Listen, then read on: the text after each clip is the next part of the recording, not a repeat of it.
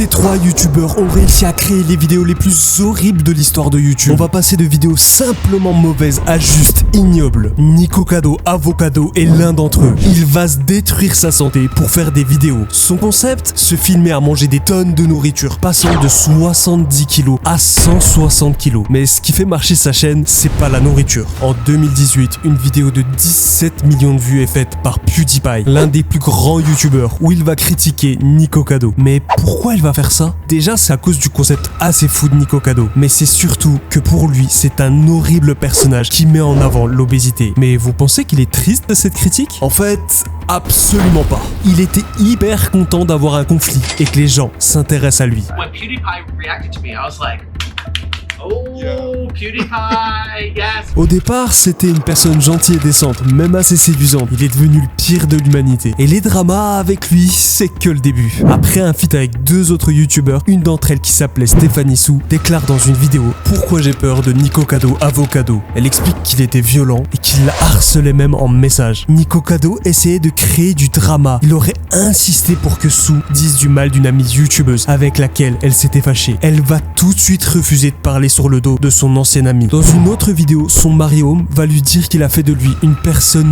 misérable. Il lui reproche de se tuer la santé et la sienne pour des vues. Nikocado va alors tourner la caméra pendant que son mari fond en larmes en disant « Ça, c'est du bon contenu ». You ruined my life. I'm sorry. You're not sorry. I am sorry. No, you're not. You ruined my life. You ruined my life. You're not sorry. You're never sorry. You never change.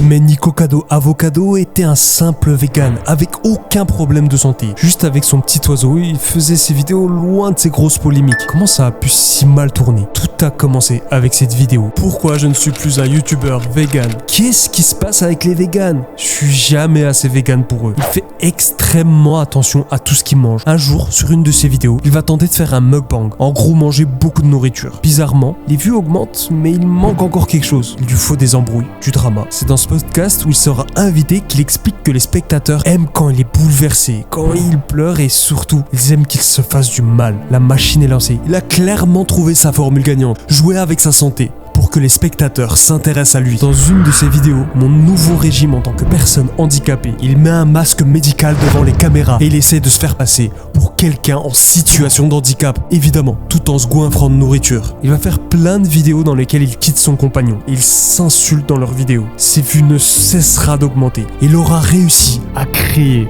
le pire de YouTube. Mais étrangement, 2023 et début 2024, les vues commencent à baisser petit à petit. Pourtant, il continue les dramas, les miniatures sont toujours aussi choquantes. Pourquoi on s'intéresse plus à lui? Il est devenu prévisible et tellement répétitif. Déjà, tous ses titres et miniatures commencent à se ressembler. Mais surtout, le fait qu'il est tellement constant dans tous ses disputes et tous ses dramas. Il en fait trop. Plus personne n'y croit. On sait avant même de cliquer sur la miniature que tout cela est faux. Sa méthode pour faire des vues est désormais inutile. Heureusement, il commence à changer d'avis. Il va réduire le rythme des vidéos. Il aura même posté une vidéo sur sa chaîne secondaire comme quoi elle penserait sérieusement à arrêter. Que même lui, il savait pas vraiment pourquoi elle faisait ça. Une pause, ça va lui faire du bien. Je pense qu'un jour Nikocado ira mieux, mais là où j'ai de l'espoir pour lui, j'en ai clairement pas pour la prochaine famille de youtubeurs, la famille Prince. Déjà, qui donnerait leurs enfants pour quelques vues? Nous le mettons à l'adoption. Les parents, Bianca et Damien, gagnent leur audience en faisant des miniatures totalement fausses, les plus atroces que t'aies pu voir de ta vie. Priez pour la famille Prince, les pompiers arrivent, avec évidemment une miniature de la maison en train de brûler. Quand on regarde la vidéo, c'était simplement une fuite d'eau. Pas besoin de toute une équipe de pompiers, fallait juste tourner ce petit truc bleu.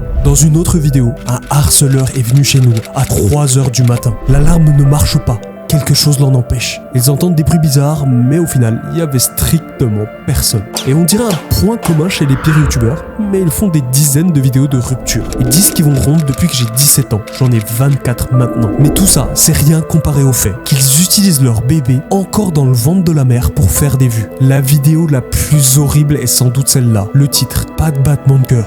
Le début de la vidéo, Bianca fond en larmes. L'ambulance arrive, c'est urgent. Le bébé est peut-être mort. Une fois sur place, verdict, c'était simple. simplement une infection de sa vessie. Absolument rien. Ils vont enchaîner avec « on a eu un accident » à 32 semaines de grossesse. Ils vont sous-entendre que le bébé pas encore né aurait peut-être été en danger dans l'accident. Alors qu'en réalité, c'était simplement quelques petits dommages sur le devant de la lambeau. Au moins, la famille Prince ne force pas les gens à faire quoi que ce soit. Parce que la prof vegan, au début, ça allait. Ses vidéos étaient plutôt amusantes. Elle essayait d'apprendre aux gens sur le véganisme, sauf que dans une vidéo, elle va faire une chanson sur Gordon Ramsay, où elle tente de le convaincre, le célèbre cuisinier à la tête de 63 restaurants, de devenir vegan. Sa réponse, en plus d'être drôle, va être assez claire. Cette vidéo va plutôt bien marcher. À partir de maintenant, elle veut faire la même chose avec d'autres célébrités. Sauf que son ton commence à changer. Elle devient un peu plus agressif. Elle va commencer à critiquer des dessins animés pour enfants. Cheese?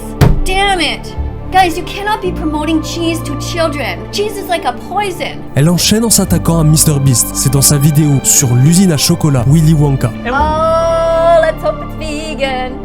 I wonder how many of those people are vegan. Is it just me or are they all men? Sauf qu'à un moment, elle va apprendre que le chocolat de MrBeast n'est pas vegan. Et là, elle va péter un câble. What? Milk chocolate comes from a cycle of violence. Mais ça va commencer à agacer les spectateurs, qu'elle s'attaque aux youtubeurs les plus connus et les plus aimés. Contrairement à vous, ils contribuent réellement à la société. Au lieu d'essayer de leur dire ce qu'ils peuvent ou ne peuvent pas manger, vous pouvez vraiment apprendre quelque chose de lui.